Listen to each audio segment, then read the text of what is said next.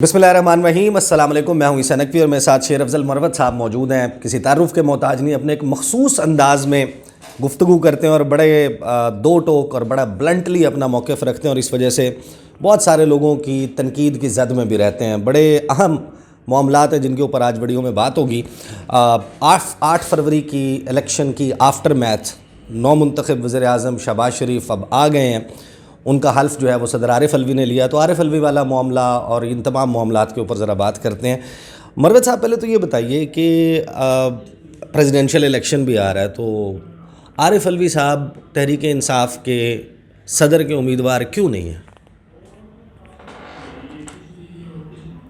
کیونکہ ان کا ایک ٹرم کا دورانیہ بھی ہمیں کافی بھاری پڑ گیا ہے۔ بھاری پڑا آپ کو؟ یعنی آپ کو لگتا ہے کہ انہوں نے تحریک انصاف کے ساتھ زیادتی کی ہے، لائلٹی نہیں دکھائی، کیا کیا انہوں نے؟ آج وہ کس طرح شہباز شریف سے حلف لے سکتے تھے جبکہ ان کو علم ہے، اور خود انہوں نے بیان بھی اس پہ دیا ہے کہ مینڈیٹ چوری کیا ہے ان لوگوں نے۔ آپ نے بھی اس کو نو منتخب کہہ دیا۔ نو منتخب تو نہیں ہے، ہمارے 80 سیٹوں کے ساتھ انہوں نے فارم 47 کے ذریعے اپنے بندوں کو جتوا کے یہ دھاندلی کی ہے۔ دوسرا میرا خیال ہے، یہ میری رائے ہے ذاتی، پارٹی کی رائے نہ سمجھی جائے، عارف الوی صاحب نے جس وقت میں پارٹی کا ساتھ دینا تھا یا قانون کا ساتھ دینا تھا، سپریم کورٹ نے ہولڈ کر دیا کہ الیکشن کی ڈیٹ انہوں نے تعین کرنی تھی، جو ذمہ داری انہوں نے الیکشن کمیشن کے کندھوں پہ ڈال دی۔ پھر جو قوانین جو ہیں ان کی غیر موجودگی میں جب یہ حج پہ گئے تھے، پی ڈی ایم کی حکومت نے بنوائے، جس کا خمیازہ پوری پاکستان قوم بھگت رہی ہے۔ تو میں نے خان صاحب کو خود کئی دفعہ سنا ہے عارف الوی صاحب کے حوالے سے شکایت کرتے ہوئے یا گیلہ کرتے ہوئے یا ناراضگی کا اظہار کرتے ہوئے۔ صحیح۔ اچھا یہ بتائیے کہ اب شہباز شریف جو ہیں وہ وزیر اعظم بہرحال بن گئے ہیں، آپ کا بے شک یہ موقف ہو کہ وہ فارم 47 پہ بنے ہیں، تو خان صاحب کی کیا ڈائریکشن ہے قومی اسمبلی کی اور پنجاب اسمبلی کی خاص طور پر کارروائی، جہاں پر آپ کا ایک سائزیبل نمبر بہرحال اس تمام کے باوجود بھی موجود ہے، تو کس طرح یہ ایوان کی کارروائی میں ہم کیا ایکسپیکٹ کریں، کیسے چلے گی؟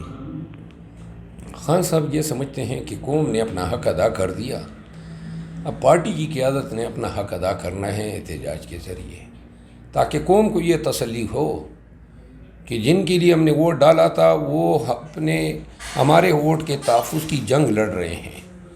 تو لہٰذا فی الوقت تو ہمارا ایجنڈا جو ہے وہ ہے اپنا مینڈیٹ کی ریکوری تک احتجاج۔ تو مروت صاحب یہ بتائیں کہ 8 فروری کے بعد ایک بات بہت چلی کہ خان صاحب کے ساتھ جیل میں کوئی رابطہ ہوا ہے، تحریک انصاف کو کوئی ڈیل آفر ہوئی ہے، کچھ لوگوں کے ذریعے آفر ہوئی ہے، کیا واقعی کوئی ڈیل آفر ہوئی تھی کوئی حکومت سازی کے لیے، حکومت بنانے کے لیے؟ کہاں سے ہوئی تھی؟ میرا خیال ہے کہ خان صاحب تمام ڈیلوں کو رد کر چکے ہیں، اور اب ہم مصلحتوں کا شکار نہیں ہو سکتے ہیں۔ ہمیں ہمارا حق اور پاکستانیوں کو ان کا حق دلا کے رہنا، یہ اب ہمارا کاز ہے۔ قانون کی حکمرانی، عوام کی حقیقی آزادی یعنی کہ گورننس پہ عوام کا مکمل اختیار، سماجی انصاف اور supremacy of law and constitution. تو آفر کیسے کوئی ہوئی تھی، کوئی رابطہ ہوا تھا، حکومت بنا سکتے تھے، خود نہیں بنائی یا کچھ اور سمجھا جائے؟ بنا سکتے تھے، اور کوئی ہر قسم کی آفر انہوں نے ٹھکرائی ہے۔ حکومت تو ہم پیپل پارٹی کے ساتھ بھی بنا سکتے تھے، اور طریقہ بھی لوگوں نے نکالنے کی کوشش کی، لیکن خان صاحب اس پہ راضی نہیں ہے۔ تو پیپلز پارٹی کے حوالے سے کچھ سافٹ قسم کے بیانات ہم نے دیکھے کہ جو جیل سے باہر لیڈرشپ ہے اس کی طرف سے آئے، اس کو خان صاحب نے ویٹو کیا، انہوں نے کہا کہ نہیں کرنا۔ پی ٹی آئی کی جو لیڈرشپ ہے وہ پی ایم ایل این کے مقابلے میں پیپل پارٹی کو قدر کم بری اوپینین رکھتی ہیں پی ایم ایل این کے مقابلے میں، اور پیپل پارٹی کے ساتھ شراکت اقتدار کی تجاویز دینے والوں کی سوچ یہ تھی کہ خان صاحب باہر آ جائیں گے، ہماری جو سیاسی قیادت جو اندر ہیں جیلوں میں وہ باہر آ جائے گی. ان کی ایک سوچ تھی کمپیشنیٹ گراؤنڈز پہ. خان صاحب کی سوچ ہے پراگمیٹک. صحیح ہے. اچھا یہ بتائیں کہ آج اسمبلی کے باہر آپ کے ساتھ کیا واقعہ پیش آیا؟ ہم نے دیکھا آپ کی گاڑی رکی ہوئی تھی، تو آپ تو الیکٹڈ ایم این اے ہیں، کیا کوئی وجہ سامنے آئی ہے؟ روکا مجھے تو اندازہ نہیں تھا. 40-45 منٹ انہوں نے روکے رکھا، کوئی ایک بہانہ کیا، پولیس نے آگے پیچھے سے میری گاڑی گھیر لی اور آگے جو اسمبلی کی سائڈ ہیں اس پہ گاڑی آگے بھی کھڑی کر دی. تو بعد میں جب میں ایم این ایز آئے ہمارے اپوزیشن کے میرے پاس، تو پتہ چلا کہ وہ بلاول بھٹو زرداری صاحب کی تقریر ہو رہی تھی. شاید اسپیکر کو، جو ڈپٹی اسپیکر صاحب پریزائڈ کر رہے تھے، ان کو اندیشہ یہ تھا کہ میں کہیں انٹرفیئرنس نہ کر دوں. اچھا آپ سے گھبرائے ہوئے ہیں؟ کیا مسئلہ ہے؟ نہیں، خیر زرداری صاحب تو بینظیر بھٹو صاحبہ کے فرزند ہیں، تو کم از کم ان کو تو کوئی میرے حوالے سے اندیشہ نہیں ہونا چاہیے. اچھا آپ نے ان کو وہ نہیں کرنا تھا، لیکن اسمبلی کی کارروائی میں ظاہر ہے کہ آپ نے یہ تمام معاملہ جاری رکھنا ہے. یہ بتائیں کہ آج آپ نے تقریر بھی کرنی تھی، تو آپ نے تقریر بھی نہیں کی، کیوں؟ یہ جب میری تقریر کی باری آئی، میں الٹا کھڑا ہوا اور میرا مائک آن ہوا. اسی وقت حکومتی بینچز نے کہا کورم پورا نہیں ہے. یہ بھی پہلی دفعہ ہوا ہے کہ حکومت نے کورم کی نشاندہی کر کے میری تقریر سے جان چھڑائی. اچھا تو آپ کی تقریر سے اتنے کیا کوئی خاص کوئی چیز لے کے آئے تھے بتانے کے لیے جس کی وجہ سے روک دیا، یا ہمیشہ ہم جب بولتے ہیں اسمبلی میں، یہ لائیو ٹیلی کاسٹ نہیں دکھا رہے. عمر ایوب خان کی نہیں دکھائی، اسد قیصر صاحب کی نہیں دکھائی، آج بیرسٹر گور صاحب کی نہیں دکھائی. تو پاکستانیوں کو ہم بتانا چاہتے ہیں کہ 2 سالوں سے ملک کے ساتھ کیا ہو رہا ہے، عوام کے ساتھ کیا ہو رہا ہے، بنیادی انسانی حقوق کے ساتھ کیا ہو رہا ہے. وہ ریئل واقعات ہم بتا رہے ہیں، اور وہ کسی ایسے شخص کے بارے میں نہیں. یہ وہ تمام لوگ جو ایم این اے بنے ہوئے ہیں اور جو حال میں بیٹھے ہوتے ہیں، ان کی کہانیاں ہیں جو ہم بتاتے ہیں. فلاں کے ساتھ یہ ہوا، فلاں پہ 35 کیسز، فلاں پہ 40 کیسز، فلاں کا بیٹا ہوا، فلاں کا کاروبار بند کیا گیا، فلاں کو جو ہے فزیکل تشدد کیا گیا.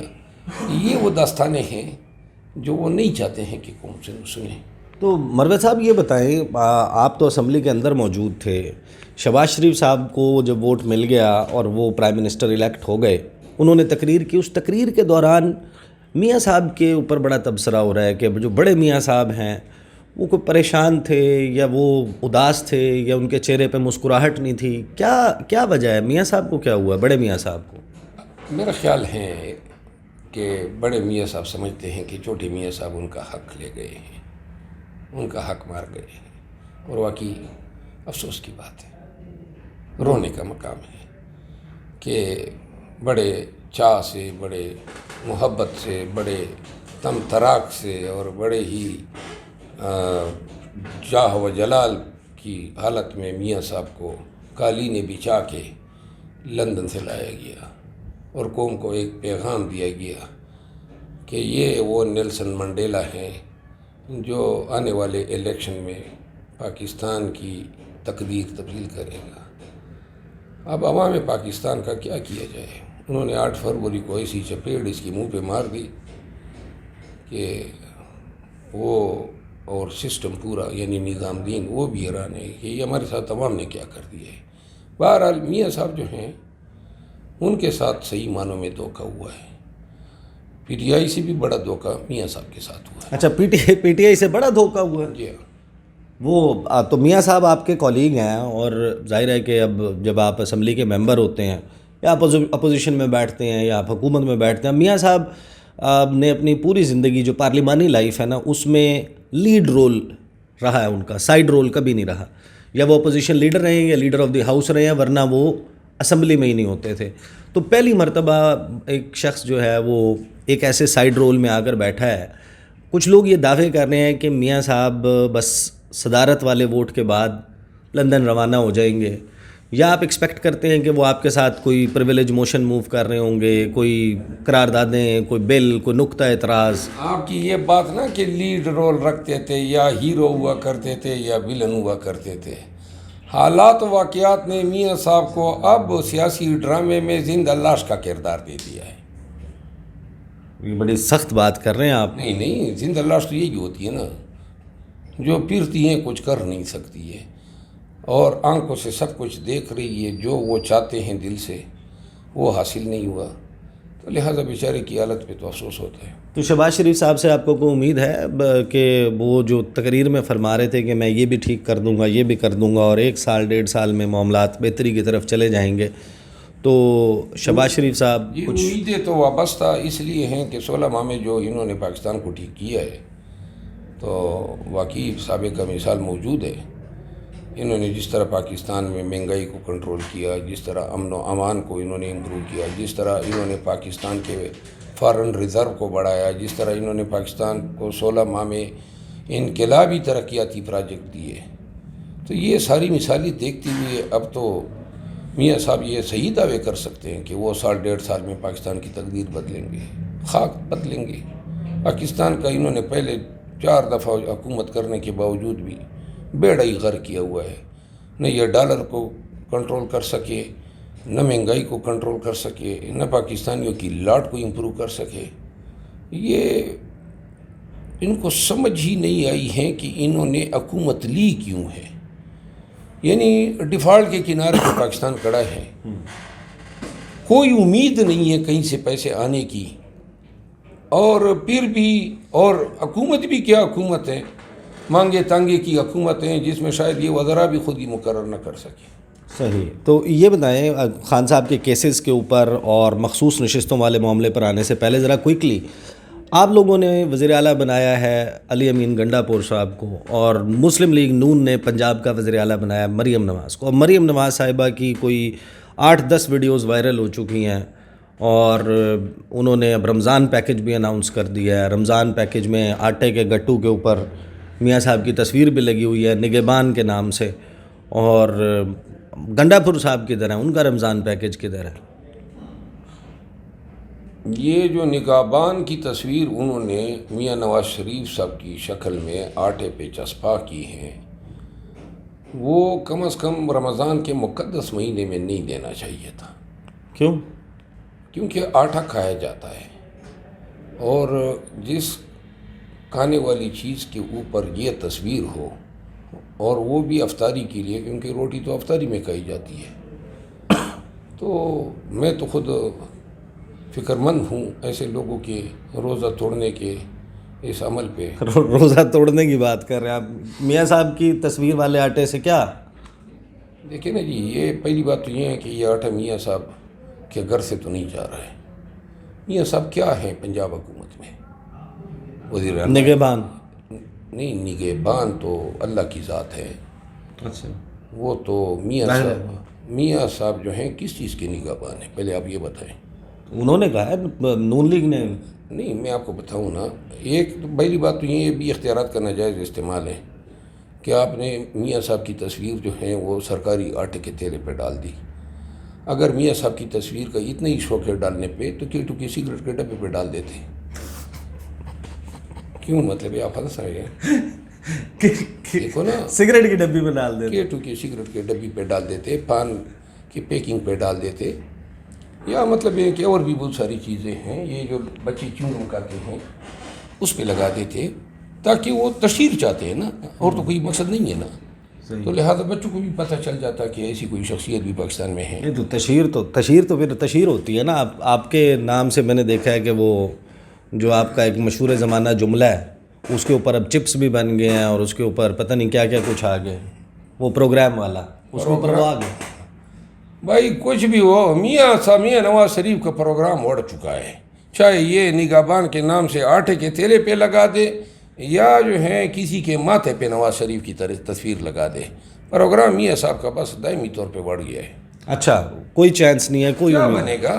اب اس کی عمر دیکھو، مطلب یہ قبر میں پاؤں لٹکائے بیٹھا ہے، اور نہ یہ اس کی میموری اب کام نہیں کر رہی ہے، فزیکلی بھی انسان ہینڈیکیپ ہو جاتا ہے، اور اتنے مقدمے جو ہیں ساری زندگی جو ہیں جب بھی یہ حکومت سے نکالا گیا ہے، کبھی ایک دفعہ بھی یہ حکومت سے شرافت سے نہیں گیا ہے، ہمیشہ چارجز پہ بدعنوانی کے الزامات کے تحت گیا ہے ساری عمر، اور 45 سال سے سن 85 میں یہ وزیر اعلیٰ بنا تھا نواز شریف، ضیاء الحق کے طفیل، اور ابھی تک پاکستان کی سیاست میں ہے۔ اگر ضیاء اللہ کس کو نہ چنتا تو شاید اس کی گرد بھی پاکستان کی سیاست میں نہ ہوتی.